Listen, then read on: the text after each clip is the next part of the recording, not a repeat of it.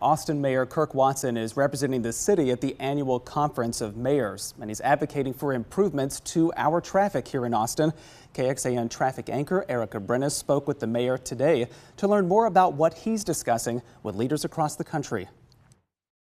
Austin Mayor Kirk Watson is in Kansas City this week for the 92nd U.S. Conference of Mayors meeting. The mayor is serving as the vice chair of the Committee on Transportation, and he's joining us from Kansas City. Mayor, how's the meeting going so far? One of the things I really like about it is that I always learn so much about different things that I can bring back to Austin, but also being in the leadership position that I am with the Standing Committee on Transportation, it allows me to interact with federal officials where we can talk about the kinds of things that we need and the help that we need from the federal government so that we can do better for our constituents back home. Yeah, you said that you spoke about being more focused on localism when it comes to investing in just even our nation's transportation, but can you elaborate on that?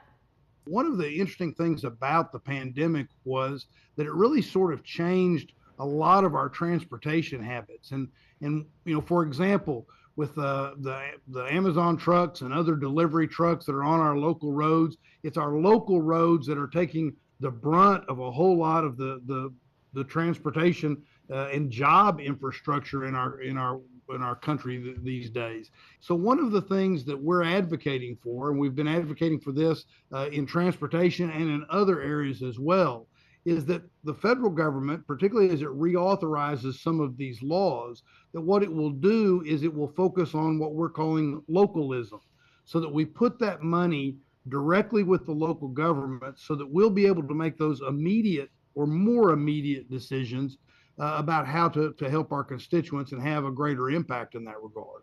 Talk to me a little bit about the projects going on right now or big future upcoming transportation projects in the Austin area that are really relying on federal funding. Austin has about $25 billion worth of infrastructure projects that are in play. Everything from our airport to the light rail system, Project Connect, to Interstate 35 itself, and then beyond that. So it's very important, the relationship that we have with the federal government. This government has been the best I've seen in my time in local office. It's been the best I've seen in dealing with local government. But we have some bills that are going to be reauthorized. And so if we can make improvements there, it will make it even easier going forward. I know across the entire country there are huge transportation needs. Austin is not alone in our needs. What do you hope to bring back home after this meeting to the Austin area? Well, I'll give you one example.